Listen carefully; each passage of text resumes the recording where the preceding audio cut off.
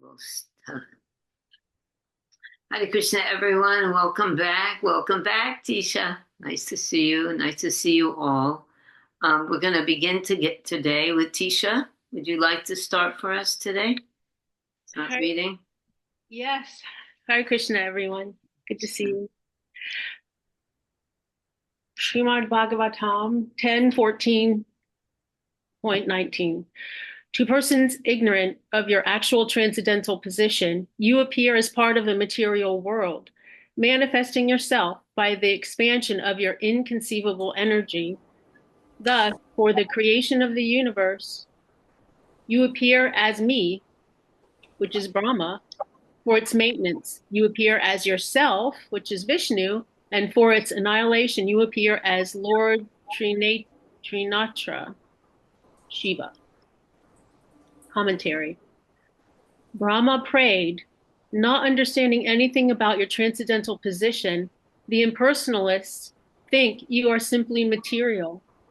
Persons who think themselves learned but are ignorant of the path of bhakti say that you disperse yourself in the material energy by your own will, and though without form, you appear with a form in the material world. For creation of the universe, you appear as me, Brahma.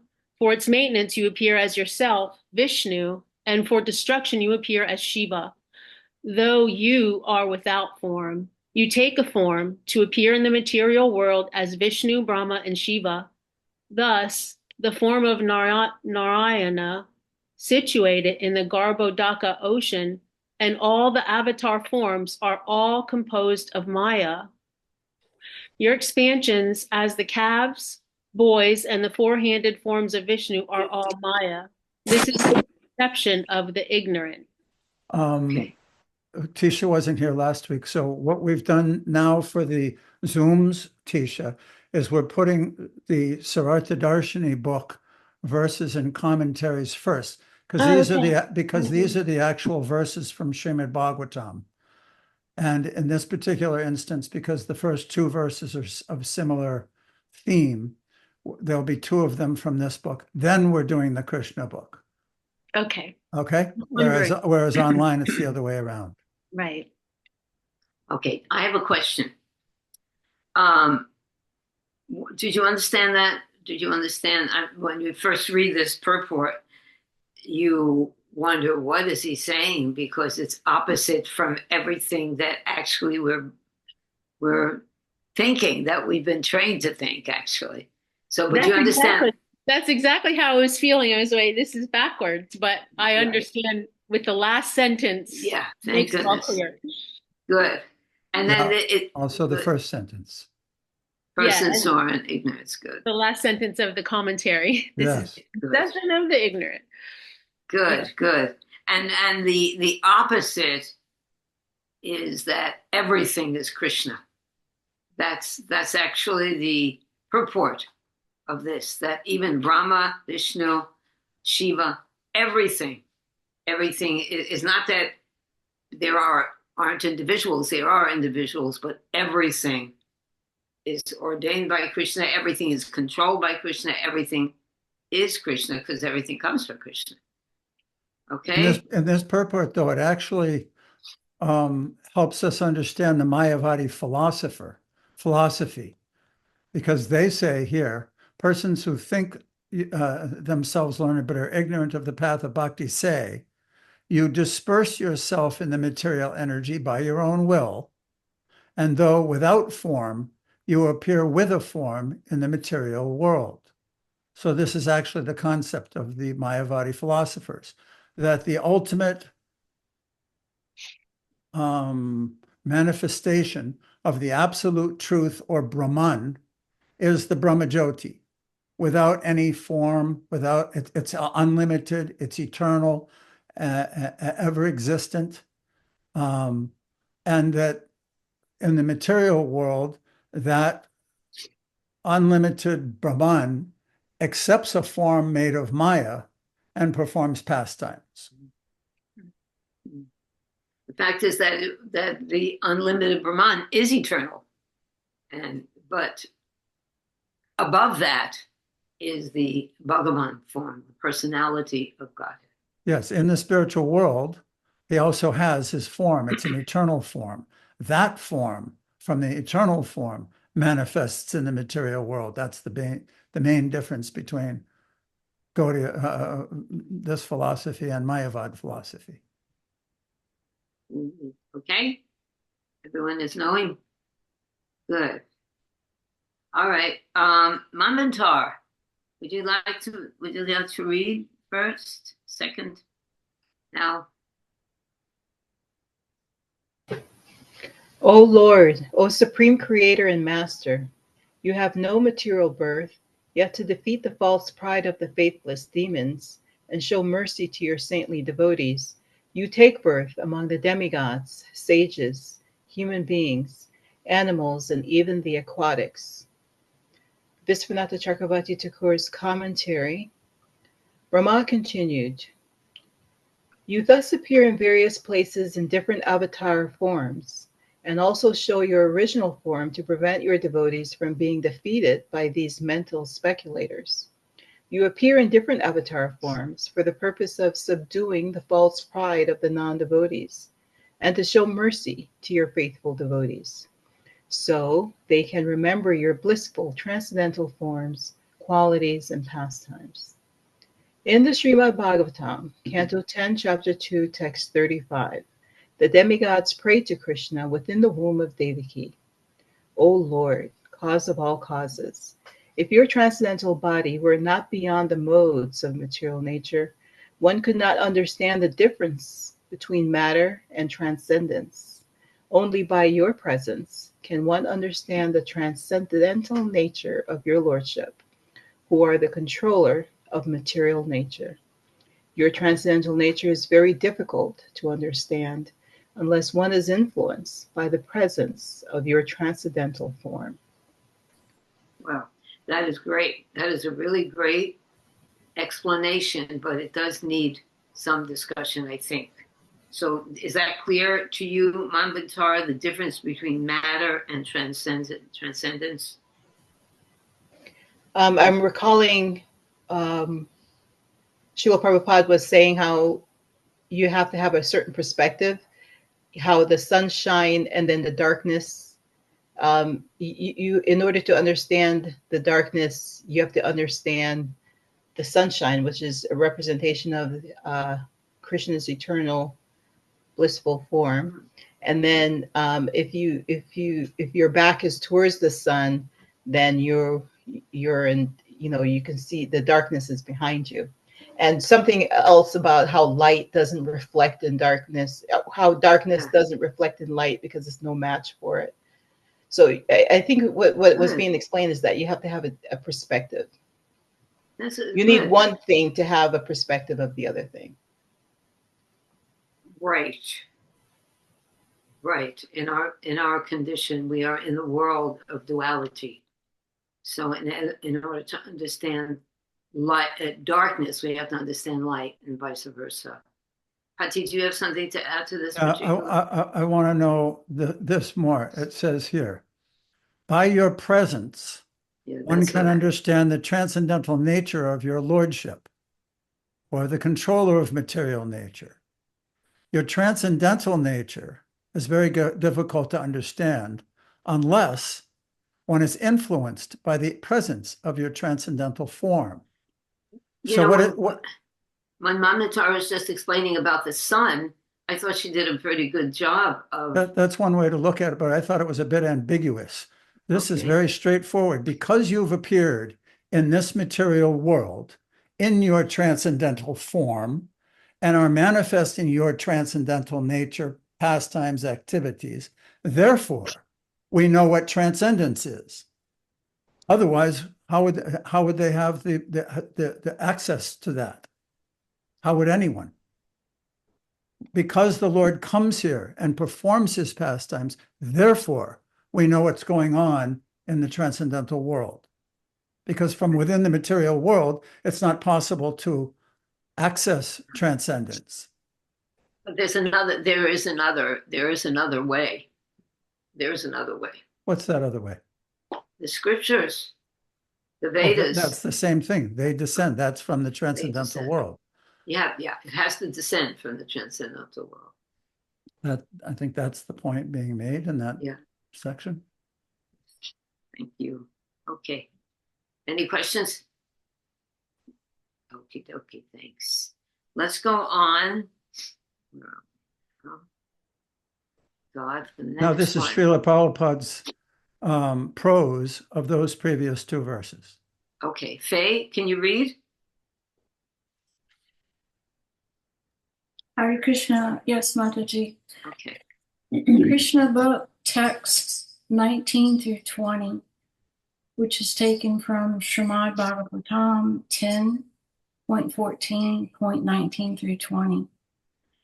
Persons who are unaware of your inconceivable energy cannot understand that you alone expand yourself as the creator, Brahma, the maintainer, Vishnu, and the annihilator, Shiva. Persons who are not in awareness of things as they are contemplate that I, Brahma, am the creator. Vishnu is the maintainer, and Lord Shiva is the annihilator. Actually, you alone are everything, creator, maintainer, and annihilator. Similarly, you expand yourself in different incarnations. Among the demigods, you incarnate as Vamanadev. Among the great sages, you incarnate as Parasuram. Among the human beings, you appear as yourself, Lord Krishna, or as Lord Rama. And the animals, you appear as the boar incarnation. And among aquatics, you appear as the fish incarnation. And yet, you have no appearance or disappearance. You are always eternal. Your appearance and disappearance are made possible by your inconceivable energy, just to give protection to the faithful devotees and to annihilate the faithless demons. Very good. This last part of the purport that Prabhupada is writing here, reference to that in the Bhagavad Gita. Who can say what reference that is in the Bhagavad Gita? 4:8. And can you say it? To annihilate the miscreants, and that much I remember. Okay, well, that's one. It wasn't particularly the one that I was. The other one is protect your devotees. To protect the devotees. Thank you. Okay, well, one who understands this, the appearance and the disappearance of the Lord, he can go back to Godhead and will never take birth again. And that's what's being said in the last section of this purport by Srila Prabhupada. To understand this appearance, his disappearance, and his existence and his activities, then one won't take birth. So that means to understand his eternal divine nature. Cheta? I was just thinking that this is exactly what the demigods are praying for. It's mentioned that his presence, Lord Brahma says, your presence needs to be understood and acknowledged, but the demigods are praying directly, please come here. Please give us your presence. Yeah, that's true. I was just thinking that it was a nice comparison to the Bhagavad Gita, where we will see this repeated over and over again throughout the whole Bhagavatam. One who understands the appearance, disappearance, and activities of the Lord, he goes back to Godhead. He can be with the Lord because he understands the Lord's eternal divine nature. So that is, I've been trying that for over 50 years. That is not an easy thing for a Yes. dump cut that we say. Anyway, thank you. We can discuss everything eternally in this eternal subject matters. But let's go on to the next verse. And let's see. Would Neil like to read this one? Yes, good morning to you. Hare Krishna, Neil. Good Welcome. morning. Or start at the top. O Supreme Great One, O Supreme Personality of Godhead, O Super Soul, Master of all mystic power, your pastimes are taking place continuously in these three worlds. But who can estimate where, how, and when you are employing your spiritual energy in performing these innumerable pastimes? No one can understand the mystery of how your spiritual energy acts. Go on. This Vishwanath Chakravarti Thakur's commentary. Go on.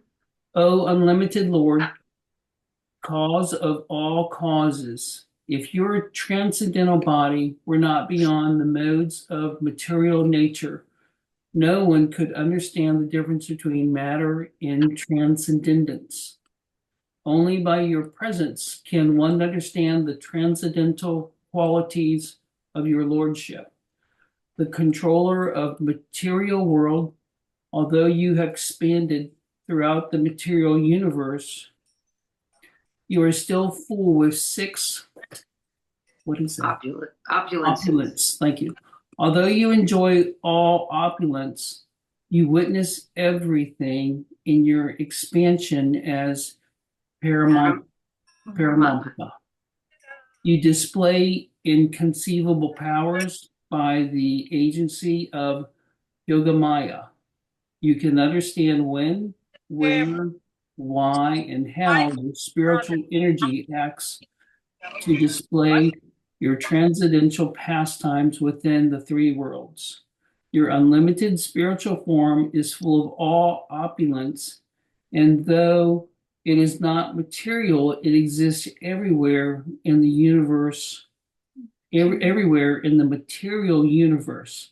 But how is it possible to satisfy simultaneously all your devotees at all times with your transcendental pastimes?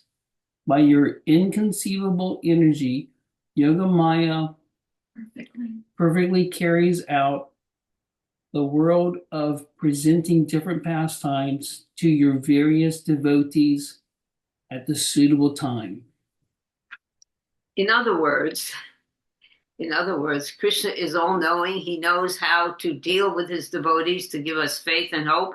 And this purport has to do with the thing we were just discussing, this purport in verse. Patti, you want to bring that back? This is actually an explanation of the previous verse. Can you explain that? Patti, you want to explain that to everyone? I'm not following your line of thought. Okay, playing these worlds, but who can estimate where and how and when forming these pastimes? Oh, this is the one. O unlimited Lord, cause of all causes. If your transcendental body were not beyond the modes of material nature, no one could understand the difference between matter and transcendence. That's the gist of what we've been talking about. Only by your presence can one understand the transcendental qualities of your lordship, the controller of material nature. Your presence means the presence also of the pure devotee, the presence of the Lord, the presence of the scriptures. There are so many assistants that we have been given by Krishna to understand his nature and transcendence. But there it is said again, the same topic. Anything else? Okay, let's go on. Ian, would you like to read? Yes, Hare Krishna. Hare Krishna. So, therefore, this entire universe, which like a dream is by nature unreal, nevertheless appears real, and thus it covers one's consciousness and assails one with repeated miseries. This universe appears real because it is manifested by the potency of illusion emanating from you, whose unlimited transcendental forms are full of eternal happiness and knowledge. Vishwanath Chakrabarti Thakur's commentary. Brahma prayed. In summary, universe is material and the medium-sized form of Krishna, Suddha Tattva, completely spiritual. The very essence of the material world is that its existence is temporary as that. It is unreal like a dream, but nevertheless it appears real and covers one's consciousness. The universe appears real because it is manifested by the illusory energy of you, whose unlimited transcendental forms of love, Sandini Shakti, Nadini Shakti, and Sambit Shakti. The next slide is Prabhupada's purport to those two verses. Do you want to have him keep reading, Sama? Okay. You want to read more? Ian, Okay. next. Yeah. Slowly, Yes, read so- slowly. You're doing great. Slowly. Thank you. I'm a fast talker, so I'm trying very hard. I know. Okay, You're doing so- good. Yes. So Krishna book, text 21 to 22, and that's from Srimad Bhagavatam 10.14.21 to 22. O my Lord, O all-pervading supreme personality of Godhead, O super soul, controller of all mystic powers, no one can appreciate your transcendental pastimes as they are exhibited within these three worlds. No one can estimate how you have expanded your Yoga Maya and your incarnations and how you act by your transcendental energy. My dear Lord, this whole cosmic manifestation is just like a flashing dream, and its temporary existence simply disturbs the mind. As a result, we are full of anxiety in this existence.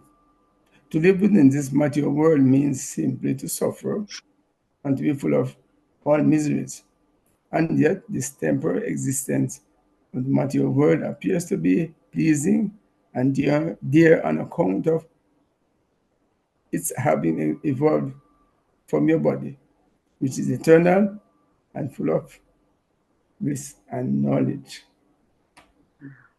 Okay. Thank you, Ian. Hare Krishna. This is something for all of us to really think about. When I read this, Yes. I sent it to all of my friends. This one particular purport by Srila Prabhupada. Yes. It's so profound and wonderful.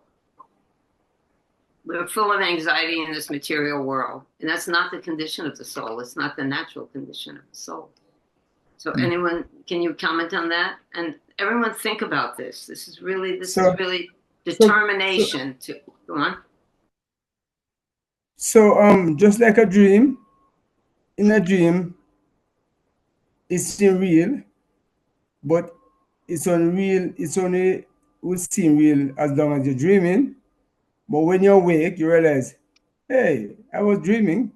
And sometimes, you dream that you're dreaming. Sometimes it happens that you dream that you're dreaming. But so actually, so it seems, so this material seems real, but because of it loss, you lose your energy.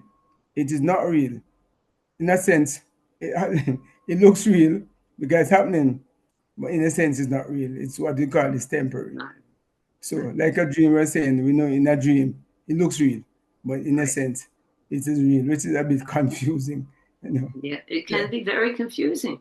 That's for sure. Yes. Patti, thank you, Ian. Patti, could you help explain this more? Well, what I'm appreciating is that Lord Brahma is actually glorifying Krishna and explaining in several verses, just like we were speaking before, that with his appearance in the material world, he's revealing what's in the transcendental world. And this is taking that concept to the next level, similar to the Bhagavad Gita, where it describes that this material world is like the reflection in the lake, in the water, of the true tree, which is standing on the banks of the pond or of the lake.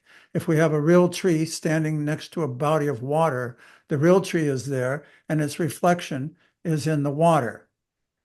So those living in the reflection of the spiritual world, which is the material world, because the spiritual world is eternal, full of knowledge, and blissful, full of happiness, the people in the illusory world, it's like nothing exists. A shadow or a reflection don't exist unless there's a real substance by which they're being reflected or shadowed. The shadow just doesn't exist, or the reflection. There's a reality which exists prior to that, and they're the byproduct, subsequent manifestation of that real entity. So this material world appears real because it's a reflection of reality. And the Lord's manifestation, like you were pointing out very nicely, some of the incarnations, I was thinking more like all the different forms and pastimes he manifests, but also his devotees, his pure devotees who manifest here, the scriptures, so many different incarnations and ways that one can see the reality even within the illusion. And therefore, the concept of illusion is dissipated by that knowledge. Yeah, this is wonderful news. It's actually good news that if we are miserable in this world, that is actually the position. That is reality for us. That's what's happening here. And my question is, why would we want to be in a place where most of the time we have to deal with miseries? Things aren't going the way that we want. We have to deal with unhappiness. That's not the nature of the soul. You know, when I hear things like this, it gives me a lot of faith to understand that there is a real world where we can go to and we can be happy there. I'm pretty tired of being miserable. I know I'm not the only one, right? Teachers gave me a heads up for that one, and there we go with Chaita. We don't want to be miserable. We're not supposed to be. We're supposed to be happy. We're thinking, I solved it a little bit. If I could hold on to this week, I was thinking about this deeply. The reason why we are miserable is because we are not living in eternity. We are eternal, and the things that make us miserable have to do with this temporary world. If we understand that we are eternal, our problems are gone. Our problems are gone. We'll be happy. I don't know if you can see it. Both Tisha and Chaita may have their hands up. Okay. Let's see. One of you speak. Oh, you choose. Oh, okay. Chaita, you speak, and then Tisha. Haribol, well said, Sama. Good morning, dear devotees. This whole section of verses is just, to me, is one of the pinnacle points of the Bhagavatam in terms of real self-realization. When you understand this, then you forego so much nonsense in understanding. It's so helpful. And it was reminding me of one of the Chatur Shlokis, text 34, which says, "O Brahma, whatever appears to be of any value, if it is without relation to me, has no reality." Has no reality. Nice So connection. It's beautiful. Ah. It's so helpful that we can have these reminders. And we waste so much time. We waste so much time getting miserable about that which is not even real. Exactly. You know, Prabhupada uses that example. There's a man thinking he's dreaming, and a tiger is coming to get him. So he's dreaming, and all he has to do is be awakened, and then he won't be fearful anymore. We have to actually have that much faith that what we are reading here is the absolute truth, and what's making us miserable, anything in this world that's making us miserable, it's temporary. It's not in the sense that it's not real, that it's temporary, and we belong in eternity, and our nature is to be joyful. So I want to do that. I'm going to do that. Who wants to do that? Let's do that. I'm Tisha's tired. hand still raised, huh? Oh, Tisha, my darling, please tell us. Yes, I speak. agree with that. Thank you, Chaita. Now, for this verse for me, at the last sentence, he says, I'm sorry, I'm just having an emotional day. That's all right. Because this material world is a reflection of the real world, Krishna is still in it. So in my mind, I just equated that there is appeal in this world. Do you know what I mean? We are attached to things. And why I keep asking myself, why is it so hard to not be attached to these temporary things? And reading that sentence, it just kind of put a light bulb on for me that it is a reflection. It is temporary, but there is, Krishna is also in it. Is that correct, do you think? Yes, that's why it appears real. Yeah. The difference, again, if we can always get back to that core difference, if something is eternal, if an entity is eternal and is forced into an enclosure and encased in that enclosure with time and space, which is all limited, and then automatically everything that exists within that eternal living entity's experience is going to be thwarted and stunted and limited and frustrating, because it wants to experience the fullness and freedom of eternity. It's not possible to enjoy. It may be, you may get some flickering experience of it, Right. but it's not going to be what satisfies the soul proper. Yeah, it's temporary. It's temporary, you know. We take birth. The first thing that we should learn from the time that we can think, which takes some time when we're just born, is temporary. Don't be attached to anything in this world, but we learn the opposite. Be attached to everything. Make yourself in this world. Become famous and get and have, you know, total material opulence, so that by the time we leave this body, we are so attached, we become fearful. We become fearful. So now our goal, your goal, Tisha, and my goal, and all of our goals, is to become fearless. Parikshit Maharaj says, I pray to become bold enough to be fearless at the time of death. And how do we become fearless? When we understand that we are eternal. We belong in eternity. This is one little spot. We belong in eternity. We don't belong being miserable about anything, even the hardest thing. You know, our nature is to be happy. And, you know, but of course there's all complications like love and things like that, which is a whole thing. But we have to have faith that this is reality. You're doing great, Tisha. You are, my darling. And life is tough, you know. A baby is born. You know, when you've been through life and you see a baby born, you say, "Oh my God, this kid's got to go through the whole trip." But we're being blessed. We're in knowledge, and there we got to go on. Let's go on. Who's next? Oh my goodness. Okay, Madhurya Leela. Thank you, Tisha, my darling. I hope this is getting clearer for everyone, really. Madhurya, would you like to read this slide, and probably the next one too? Sure. Srimad Bhagavatam 10:14, 12 to 23, and then Sarartha Darshini, text 23. You are the one supreme soul, the primeval supreme personality, the absolute truth, self-manifested, endless and beginningless. You are eternal and infallible, perfect and complete, without any rival and free from all material designations. Your happiness can never be obstructed, nor have you any connection with material contamination. Indeed, you are the indestructible nectar of immortality.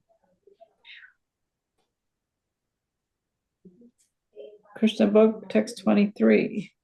Srimad Bhagavatam 10:14, 23. My conclusion is that, therefore, you are the supreme soul, the absolute truth, and the supreme original person.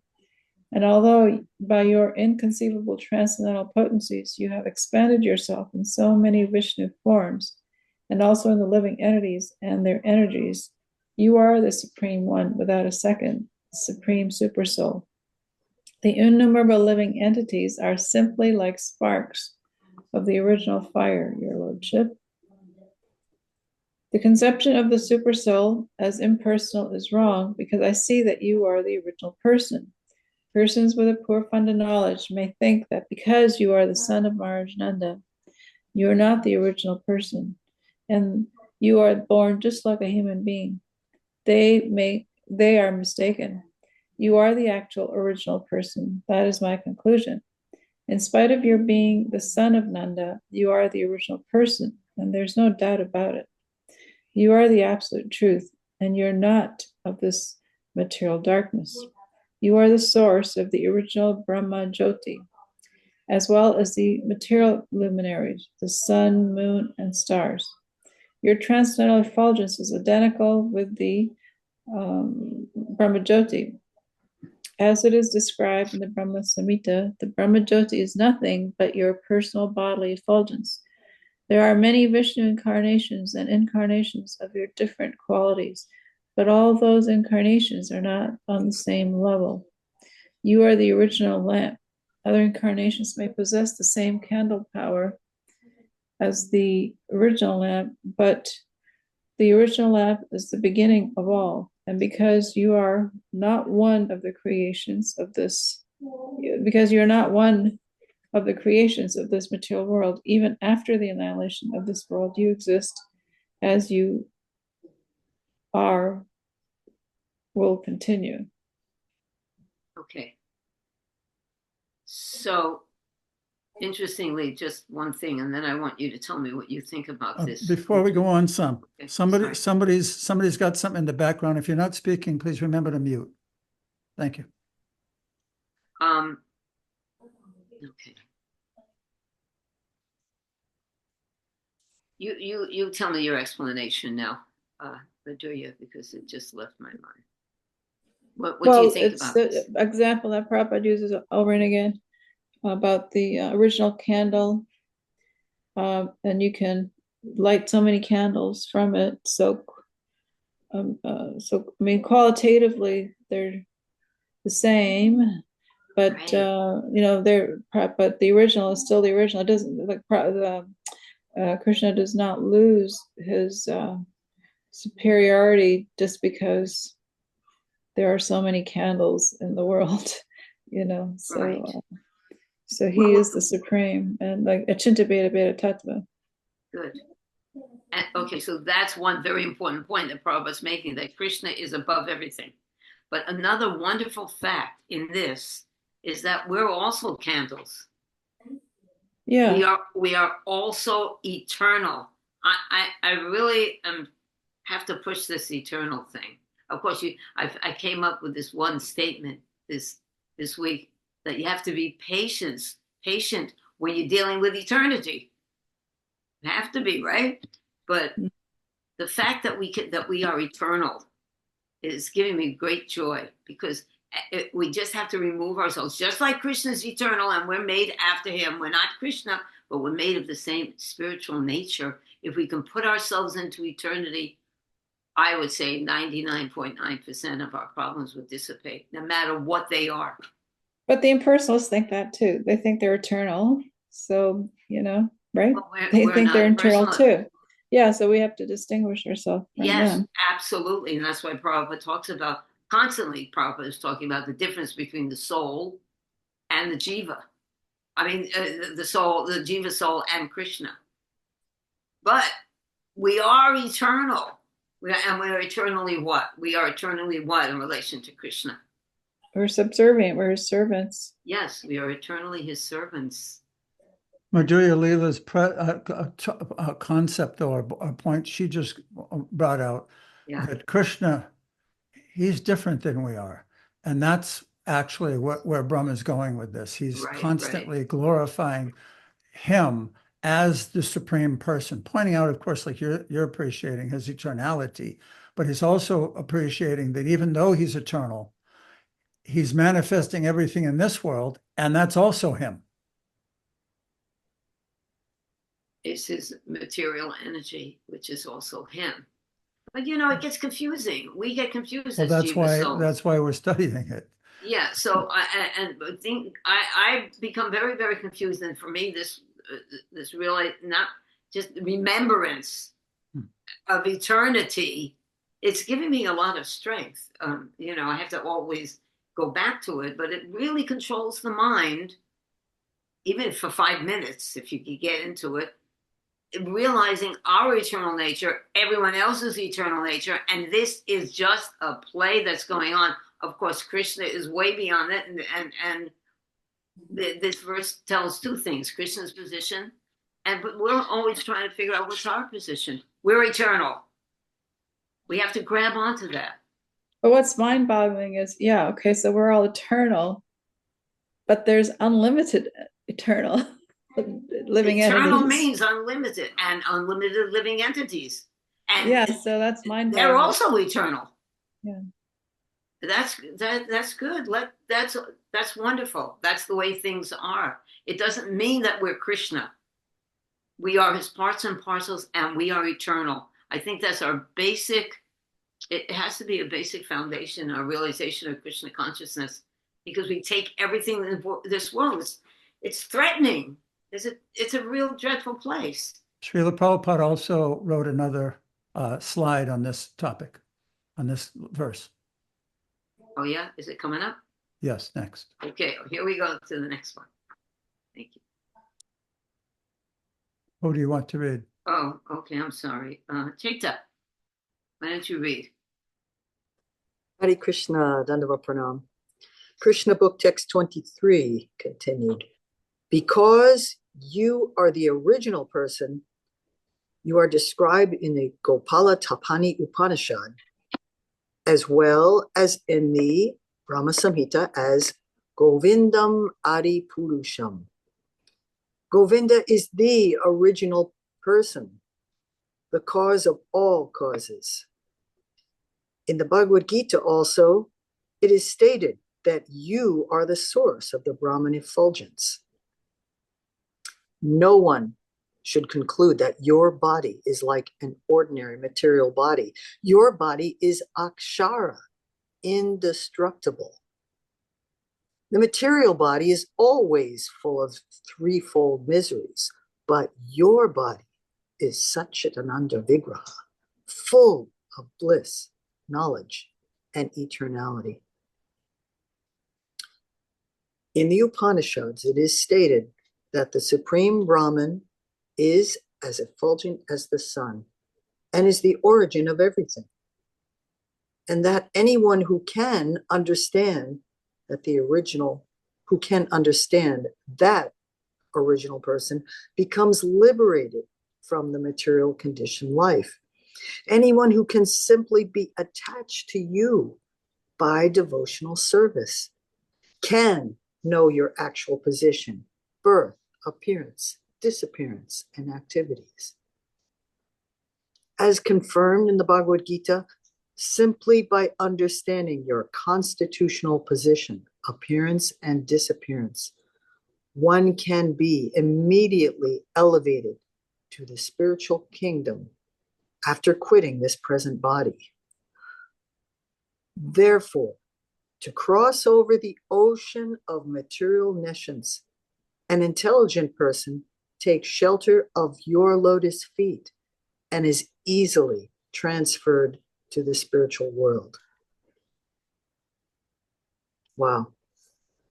So to me, this is talking about the ultimate shelter, the most intelligent shelter. Because we allow ourselves to be attached, we allow ourselves to be pushed around unnecessarily from this shelter to that shelter to another shelter. And as you were saying, Sama, it just breaks our heart when it's time to let go of it. We're so attached to it. We think we're doing the right thing, being attached to our family and our friends and all our stuff, but this is not shelter. This is not shelter. So that's, he's talking about Bhagavad Gita 4:9. how we gain complete liberation by just knowing by just knowing who Krishna is. Because if we really know who he is, then there's no question. The intelligence is immediately applied to that reality. And we don't take shelter of fallible soldiers. Thank you. Fallible soldiers, as we are very expert at that in the material world. You know, very good. Hare Krishna. Hare Krishna. Okay, we'll continue. You want to read this one too? This is continued. Wait a minute. Okay. Where are we? Oh, that was there. Wait a second. Okay, yeah, finish this up here. Wait a minute. I think I'm missing. We're now on 24, Sama, text 24. Slide number 12. Oh, okay. Does that have the same? Oh, that's 23. All right, you may as well read it since I asked you to read it. You're a good reader. Thank you. And everyone's a good reader. Negative. Okay. Srimad Bhagavatam 10:14. I think it's 24. I don't think it's 12. Yeah. Those who can receive, those who have received the clear vision of knowledge from the sun-like spiritual master can see you in this way as the very soul of all souls, the super soul of everyone's own self. Thus, understanding your original personality, they are able to cross over the ocean of illusory material existence. Commentary. The gist of this verse is, even the worshippers of your feature as the impersonal Brahman can, if they get the good fortune of devotion to your personal form as Paramatma, develop faith in you and attain the status of Shanta Bhaktas, devotees in the rasa of neutrality or passive adoration. Brahma prayed, with devotion they see Krishna as the super soul, who has a charming, handsome personal form that delights the eyes, mind, and heart. They realize that Krishna has all the qualities described in the previous verses, and that he is the super soul present in all living entities. This is also described in the Bhakti Rasamrita Sindhu. By understanding that Krishna is the super soul, one attains the neutral stage of devotional service, Shantarati. The question may be asked, how does this take place? Brahma answers, the spiritual master is like the sun. By studying the Upanishads under him and obtaining his mercy, one attains the proper vision to see Krishna as the Paramatma and the knowledge to cross over the ocean of illusions known as the material existence. Sama, just a reminder that the next verse is also Prabhupada's explanation of Okay, this so same we'll have verse. someone, okay, we'll have someone read that one and then we'll discuss both of them. Okay, Tisha, okay, so I won't ask for a discussion on this one. Tisha, you just, could you read this next one, sweetie? Hare Krishna. Krishna book, text 24, Srimad Bhagavatam 10, 14, 21 through 24. There are many so-called meditators who do not know that you are the Supreme Soul. As stated in the Bhagavad Gita, you are the Supreme Soul present in everyone's heart. Therefore, there is no necessity of one's meditating on something beyond you. One who is always absorbed in meditation on your original form of Krishna easily crosses over the ocean of material nescience. But persons who do not know that you are the Supreme Soul remain within this material world in spite of their so-called meditation. If, by the association of your devotees, a person comes to the knowledge that Lord Krishna is the original Super Soul, then it is possible for him to cross over the ocean of material ignorance. Okay, so now you meditate on this, especially the spiritual master and the devotees, and how one gets mercy from the spiritual master and the devotees. And Chaita, you explain this also now.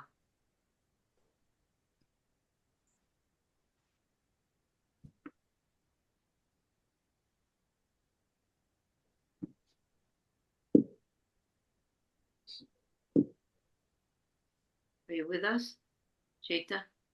Oh, okay, thank you. I didn't, sorry, forgive me, I didn't realize you were asking Well, me. you read this, so you can get the Okay, this is amazing that we understand that Krishna is the super soul, as described so nicely in the 13th chapter of the Bhagavad Gita, all of his different aspects. And he's right there. First of all, he's that close to us. And second of all, he's in everyone. He's in every single jivas, whether human or ants. And to me, this is reminding us that we don't have to keep looking horizontally and looking at everyone else, what they're going through. Yes, everyone's on a journey, but the point is for us to stay in touch with our own relationship with the super soul. And that's what will deliver us. Yes, we appreciate all the others. And there was a nice explanation in one of the previous purports from Vishwanath Chakravarti Thakur today, which explained that the Lord comes in various leelas to involve each and every one of us, whether now or in the past or in the future. He's going to keep coming and keep engaging us so that we can understand who he is and we can appreciate how big his presence is. And therefore we can be at peace and not be in anxiety trying to be everywhere at once. At least that's where my mind goes. Good for you. He has a relationship with each one of us, and he comes and fulfills that relationship. He really does. And it might be different for me than the same Leela. Exactly. I can get one thing out of it, and you can get another thing. Exactly. So this is the beauty of the super soul and the extreme. It's so personal. It's so individual. Right. It's brilliant. Yeah, it's brilliant. Okay, first Mamatar has a question, and then Tisha, I want you to tell us your realization of that. Mamatar, you had a question? Sorry, I have two questions or that I would like to present before we depart, but I don't have to interject it here. Okay. Okay, Tisha, would you like to tell us your understanding of this verse? You want to put it back?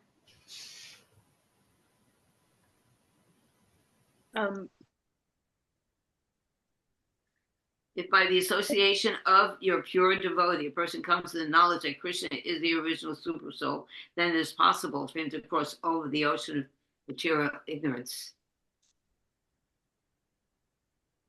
I was thinking just that the Paramatma within your own very self and within every living being, for me, is to understand that you have a relationship with that, with Krishna as the Paramatma, that you are not you're not going to merge into the Paramatma like impersonalists think, and like I spent some years contemplating, and that this is where you can have a relationship. And for me, over my time here in Alachua with the devotees and association and seeing the devotees every day, I find that it is absolutely true that there's shelter. You take shelter. I understand what that means. I feel that shelter of the Paramatma in my heart, and I feel confident that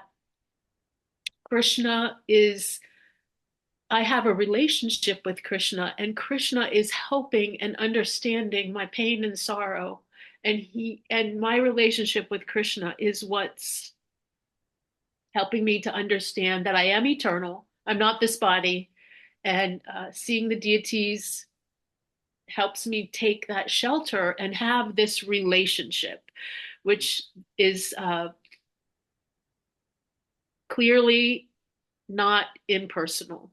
So clearly, excellent. This is Vigyan. This is Vigyan. Vigyan means realized knowledge. You've realized this. Hold that.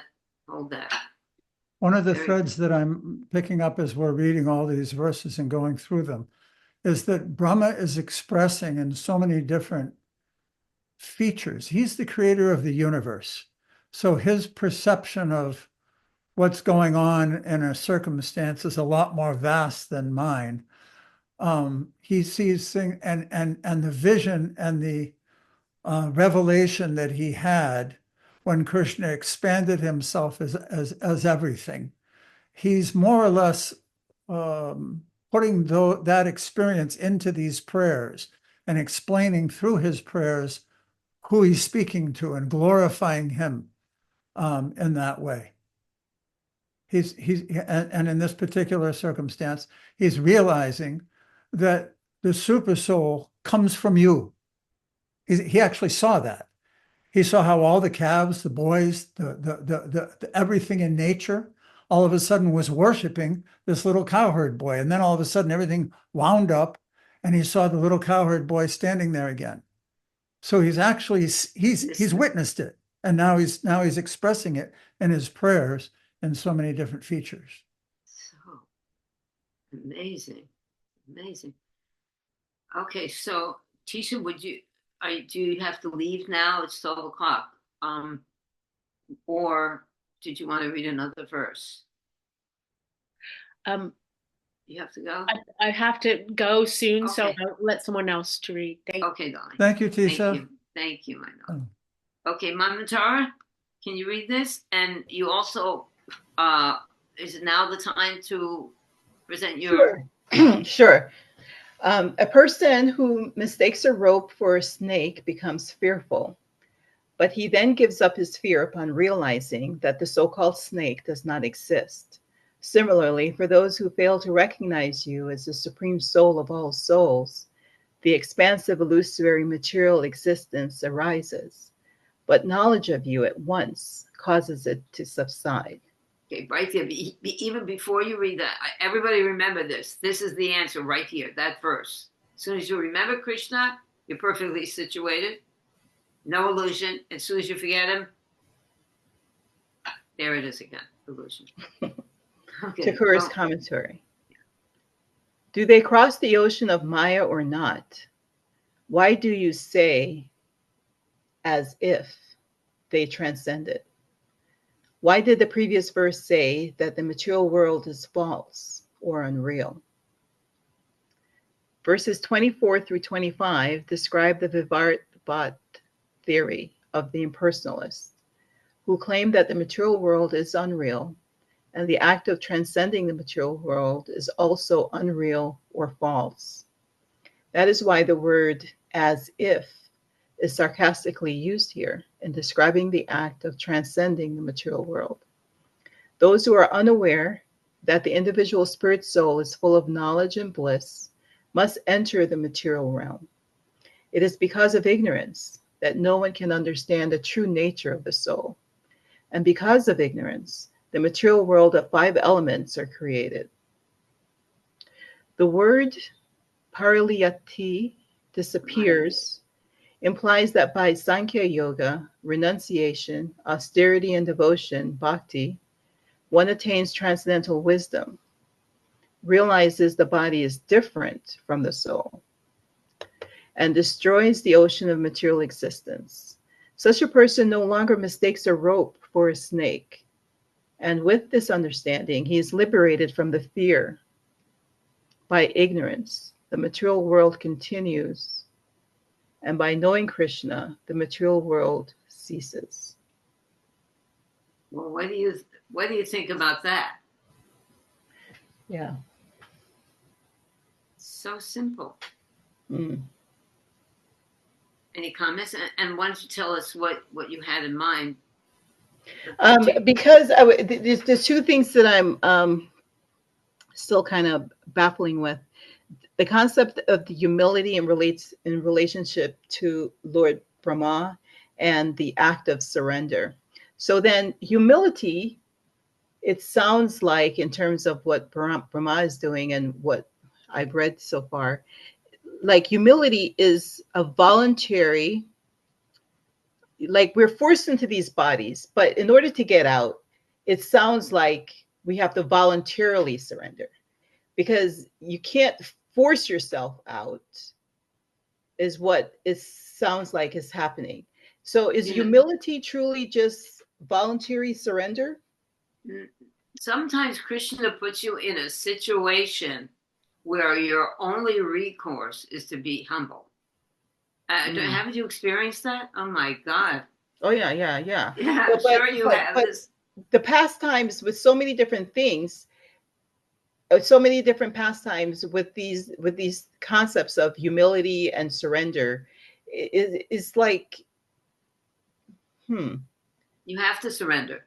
you have to surrender, but like Okay, the listen to boy this. king, like for example, the boy king Dhruva, he was angry when he saw when he went to pray for Krishna. He was seeking surrender, refuge. He wanted to fulfill his desire, but when Narada was trying to help him or what dissuade him, he was like, with all due respect, Narada, if you're not going to help me, just leave. But he was angry. It wasn't until he saw Krishna that he became humbled. Okay, no. Well, let me just say, when Narada told him what to do, he accepted it. That means he accepted Narada as his spiritual master. And during that process, he became purified following his instructions. Then he was able to see Krishna.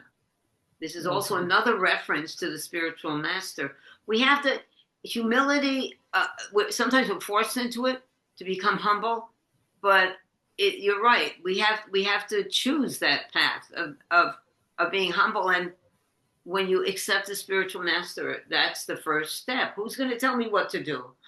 No one tells me what to do. But if you hear someone who knows the truth, you have to accept that if you want to get purified from the false ego, which makes us think that, yes, I know everything. I can't learn anything from anybody. I've all heard it before. I'm going to just do whatever I want. And therefore, we can see that humility, or being humble, is a voluntary process. If you don't voluntarily do that, then you'll continue to be stubborn. Right. True. Yeah. It's not easy sometimes, because sometimes you think you're real humble, then all of a sudden, whammy, Krishna puts you in a situation where, okay, now this is what real humility is, And there's deeper levels. My goodness,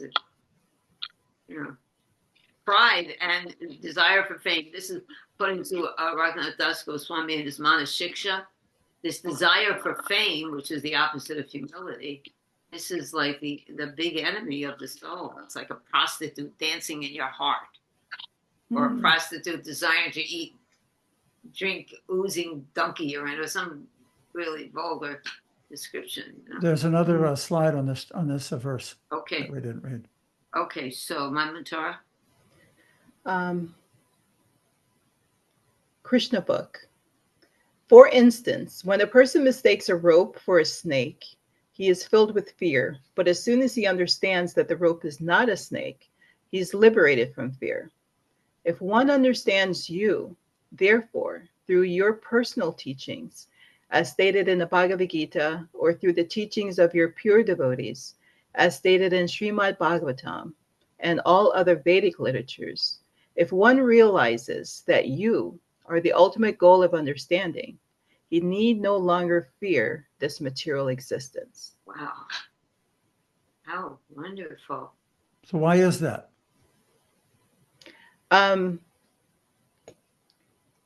Why is that? Because Krishna is the most powerful. I mean, he's the cause of all causes, and he's the only one that you can take refuge of to dissolve whatever problem or fear that you have. So he can keep you eternal, so that you no longer have to fear death from this material existence. Okay, that's one side of it. Another one is that if we see Krishna as everything, like you said, the cause of all causes. Did we already read Tenu Kampam? Yes, we read it earlier. So the verse earlier where if someone sees Krishna acting as everything and surrenders to that as the reality, then where's the question of fear? Right. Right. And that also makes you Or humble. even anxiety, like that Right. one Brahmabhuta Prasanatma Nasochatina Kakshiti, no hankering, no lamenting, because there's surrender to the will of Krishna through the instructions of the spiritual master, as mentioned in this purport, the Bhagavad Gita, the Srimad Bhagavatam. That's how we learn how to see and how to act according to the will of the Lord. So my last question, or a second question, is this idea of fractal geometry. Mhm. Is the chanting of Hare Krishna Ram actually fractal geometry? Is that I think does the that create the- fractals? Just the sound vibration. the fractal is a mathematical equation which allows us to view, when put into a pattern form, according to those videos we put up, forces of nature that we don't perceive generally with our senses, but can be recreated through those algorithms. So my understanding would be that they reflect the reality through their actions, and similarly allow us to see how unlimited, how beautiful, how expansive the chanting of Hare Krishna really is. Yes, like that. Yeah. But I don't think you can say and limit it, the holy name, to a fractal. Follow my thinking? It's a visual to help us understand the infinite nature of the holy name.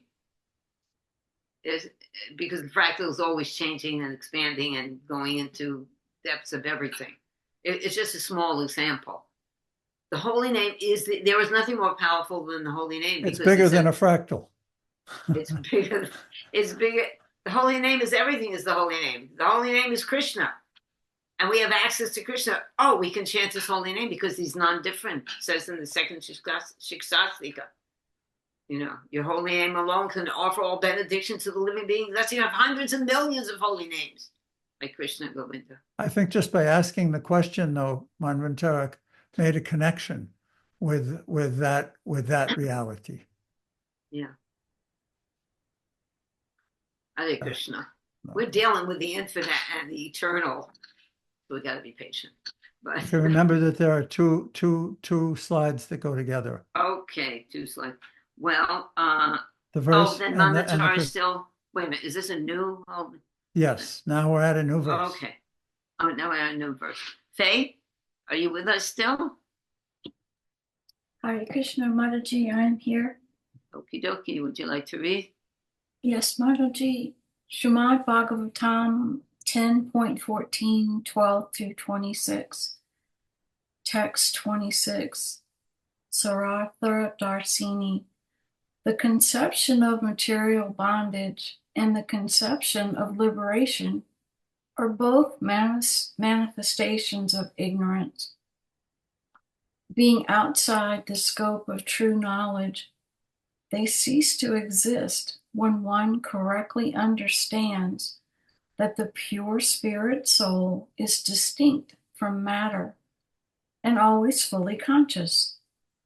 At that time, bondage and liberation no longer have any significance, just as day and night have no significance from the perspective of the sun. Commentary. This verse states that the ideas of material bondage and liberation are both illusions. When one is situated in transcendental knowledge, one knows that they are not different from each other. When one understands that he is a pure spirit soul, different from the external material body, then he is no longer bewildered by the illusion of material bondage and liberation. As day and night do not exist on the sun. Material bondage and liberation do not exist when one understands the spiritual truth. Okay. I'd like to ask, can I ask a question now? Why is that so, Faye?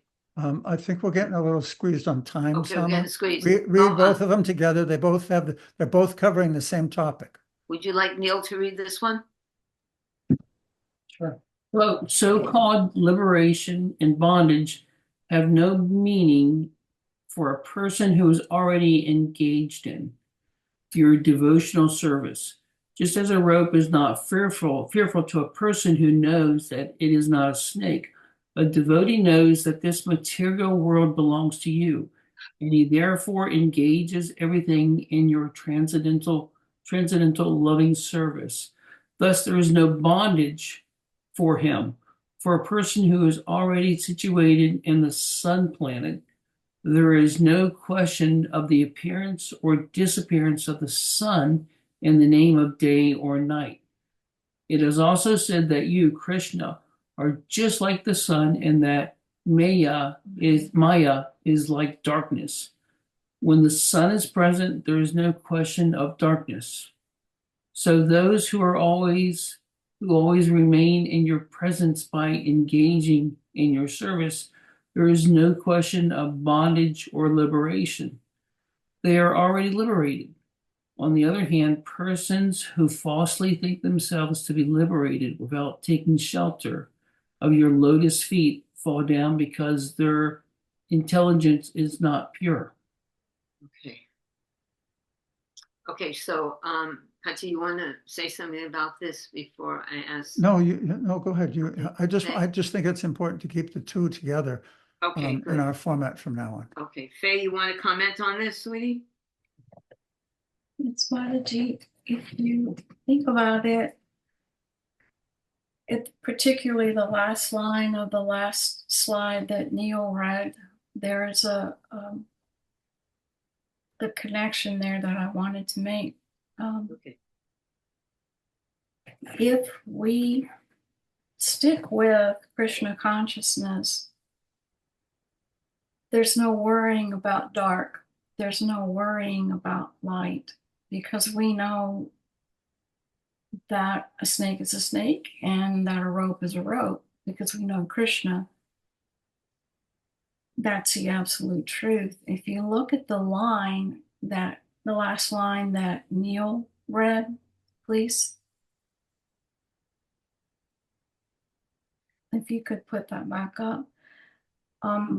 Here is where we can think about all the times that we mess up and how we fall down so easily. If we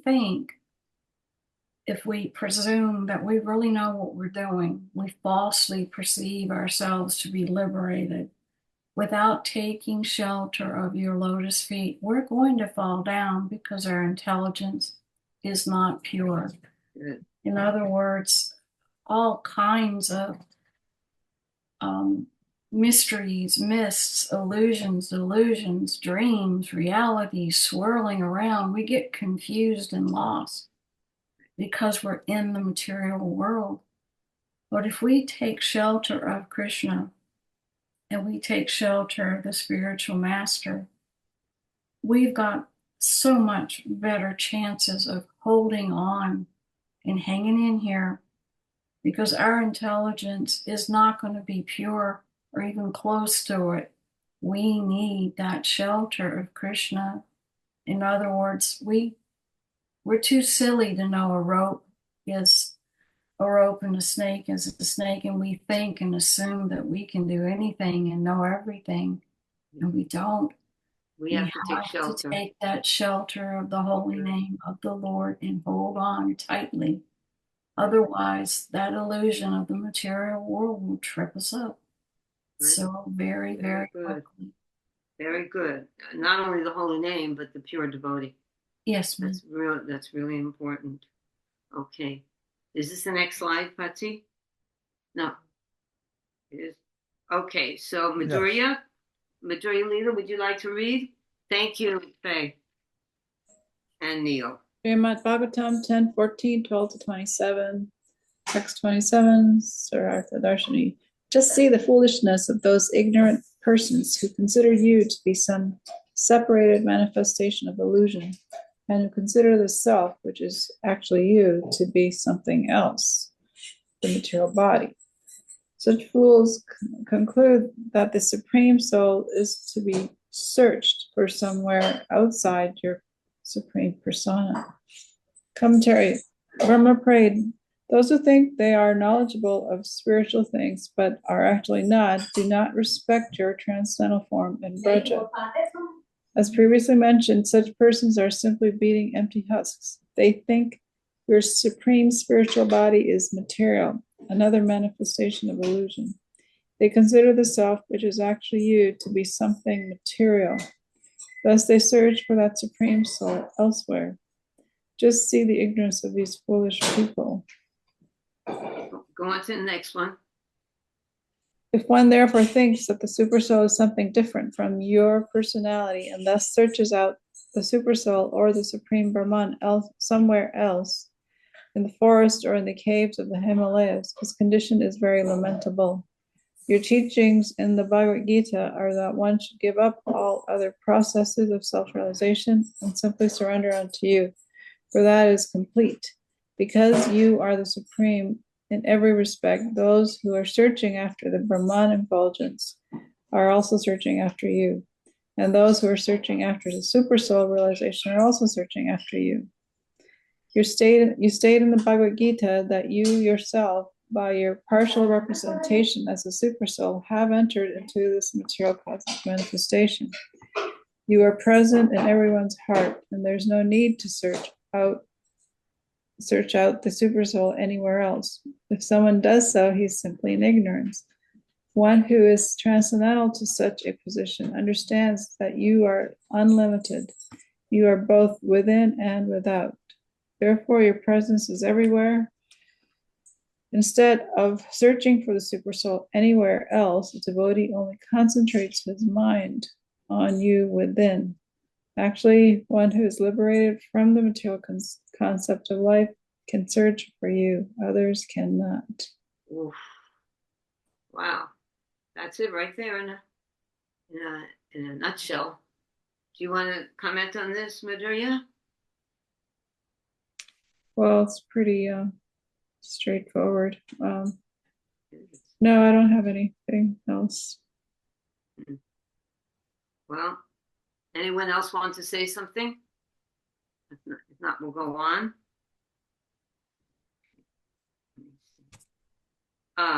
Okay. Ian, would you like to read? Thank you, Madhurya. Surrender to Buddha before we go on. The whole point is that we have full faith in Krishna. We don't question his plan. We surrender to it. We accept it. That means we accept Krishna's plan. Whether we like it or not, we know that this is his desire. It's his plan. We can't question that, really. Okay. Ian, do you want to read? Can I go now? Yes, please. Okay, so text 28, Sarartha Darshini, O unlimited Lord, the saintly devotees seek you out within their own bodies by rejecting everything separate from you. Indeed, how can discriminating persons appreciate the real nature of a rope lying before them until they refute the illusion that is a snake? Commentary. Brahma prayed, the Gyanis think that your form is an attribute of Maya. The saintly devotees, however, seek out the pure form of living entity free from the covering of Maya. By rejecting that which is material, not spiritual, they seek out the jiva who takes birth among countless species in various bodies. To reject everything material, one must first reject the false conception that I am the material body. End of quote. Next, the procedure is mentioned. Brahma continued. How can one appreciate the real nature of a rope lying before him until he refutes the illusion that it is a snake? In the Vedas, it is said, the soul has nothing to do with the body. End of quote. Thus, the jiva has no bodily suffering.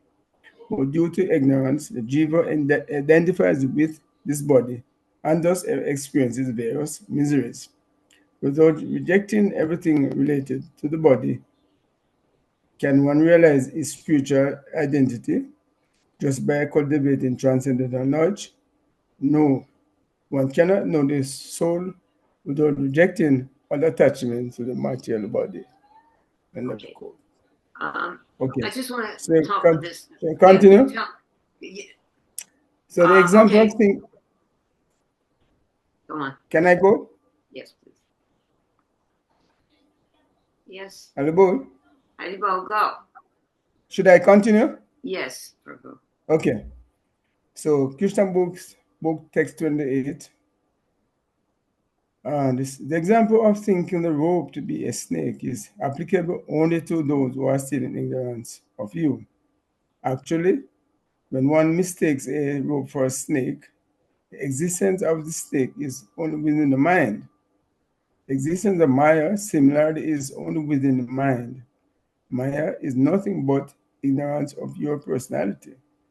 When one forgets your personality, that is the conditional state of Maya.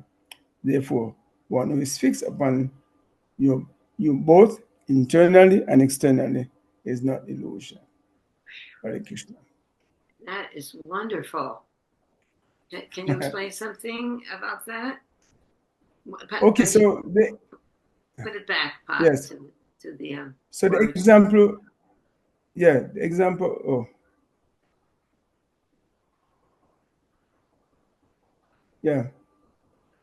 So this says the example of thinking the rope to be a snake is applicable only to those who are in ignorance of you.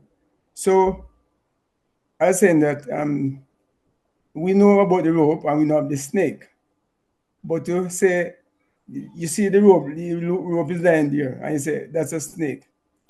You're going to say it's a snake with a fear, but as soon as you realize it's not a snake, then the fear is gone.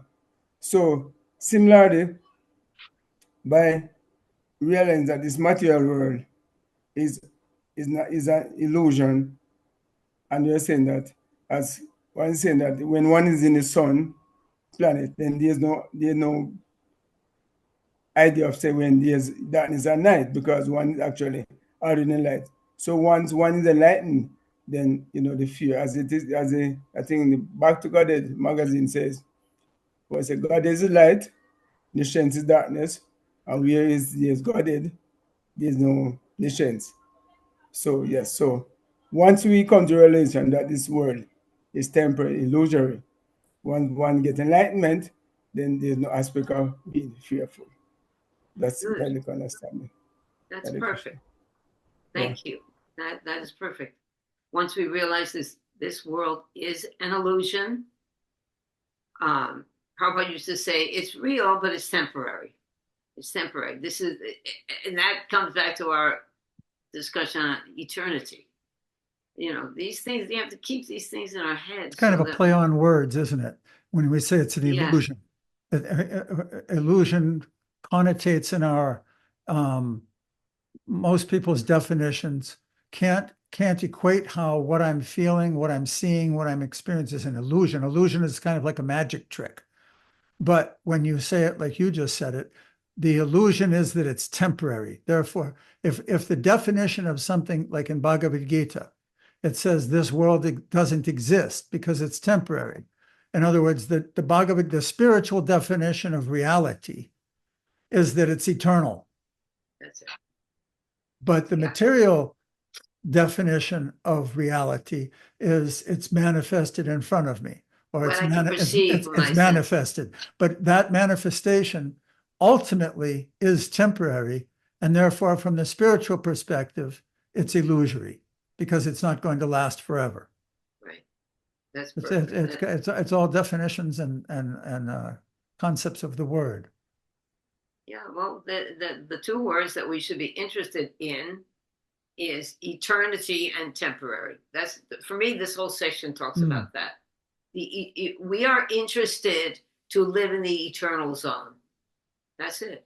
We live in eternity, and the temporary, we have to be transcendental to the temporary, because it's going to grab us to make us think this is reality or this is eternal, and I should lament about this, or I should be involved in this, or whereas most of it is not. So what I've just worthy. done, nice example. So I just connected how Vyasadeva felt unfulfilled, having written so much about this material world and how to function in it, and how to do the rules and regulations and rituals to prosper. And Narada Muni told him that the ultimate benefit for the people in general is to hear about the pastimes and activities of the Supreme Lord. So the Supreme Lord manifests himself in the material world and performs various pastimes to let us know what's going on eternally. And therefore, if we transfer our consciousness from these temporary existence to his pastimes, then we will go and enter into that reality, having transcended the illusion, the temporary nature. Perfect. So now, Shravanam Kirtanam, that's the method Yes. to get into eternity. Because otherwise, there's a lot of other Shravanam Kirtanam around that aren't the ones that we're supposed to be concentrating on. And we'll get distracted. So for our own protection, we must dive deep in this if we really want eternity, and we want the absolute truth, and we want pure love that doesn't end with the body. Eternity. Think about that all day long. Let me know what you think. Oh, Okay. this is. Thank you very much, everyone. Thank you all very much. This is such a deep discussion. We're very fortunate to be able to even churn such things. So now everybody's peaceful and happy because we know we're eternal. And We're gonna hoping try to everybody act. that is having a good Kartik. Yes. Nice to That's- offer those prayers every day. Yes. Is Yeah. that? Oh, that's. Obeisance Cha kalpaturbhyascha kripa sindhudevaccha patitanam pavanyo Vaishnavibhyo namo namaha. Thank you all for your Thank association. you. Yeah. Have a good week. Hare Krishna. Hare Krishna.